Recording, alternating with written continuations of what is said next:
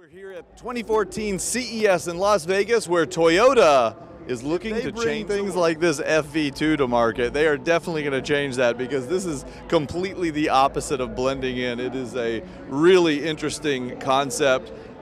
Lots of unique styling for a personal kind of one-person mobility vehicle. It looks really awesome. I would drive it, that's for sure. But the one problem is this is definitely a little ways off from becoming a reality. What is not very far off from becoming a reality, however, is right over there, the new Toyota FCV for 2015. They're bringing it to market next year. Let's take a look at it. Say hello to my little friend.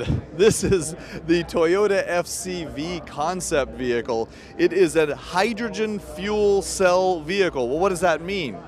Well, that means this is a car that does not need a gasoline engine or use any gas whatsoever. In fact, it's a complete alternative energy vehicle. It uses hydrogen, the most abundant resource in the universe, and it takes it and uses and basically converts it into water, and in the process creates electricity. That electricity drives all of the electric drivetrain, because this car is going to use basically the same components that come out of a Prius. You know, the thing they're selling hundreds of thousands of every year all over the place. So it's going to basically help clean up the road, eliminate emissions. Now there's one little catch, which is, where do we get the hydrogen? Luckily, the state of California has a $200 million grant that's going to help Toyota start putting hydrogen refueling stations in California. They're going to start in Southern California, they're going to expand to Northern California, so all up and down the state of California to start with. Hopefully, you other states are going to hop on board soon as well. Let's go over here and see how this drivetrain technology really works. I love it when they slice open the cars, don't you? This is great because we can see how this works. What we're used to in a normal vehicle, up in this general area, you have a gasoline engine, right?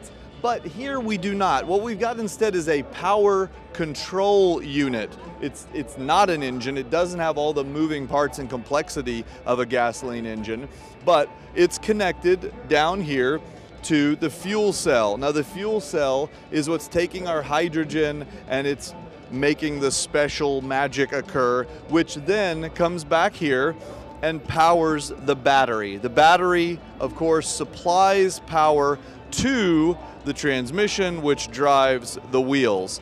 Now, you would expect to have, place to plug in, and they're going to give that to us right back here, just like you'd have for a gas tank. Only instead of, having to squeeze a little trigger and get all smelly, you just plug in, and in 3 to 5 minutes maximum, you've refilled the tank.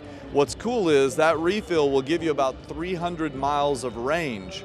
So it's much faster, it's cleaner, and it's got just as much range as a normal vehicle. Looking back over here at the FCV concept, it's a good looking car. It looks like it's nice and aerodynamic. It's blue. It reminds me of the water that'll be coming out of its tailpipe as it scoots down the road up to 100 miles an hour.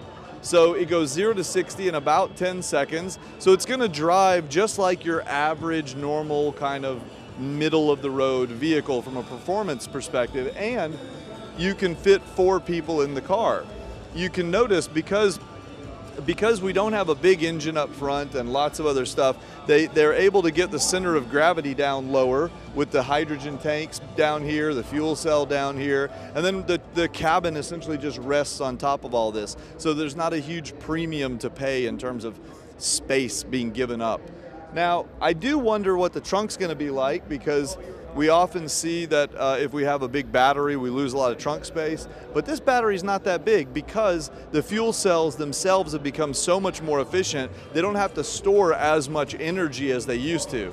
So it's all looking really good. I guess we'll, as soon as they come out next year, we'll try and get in one to give you guys a ride along and see what's it really do. And if you're in Southern California, you might want to put your orders in now, because I have a feeling these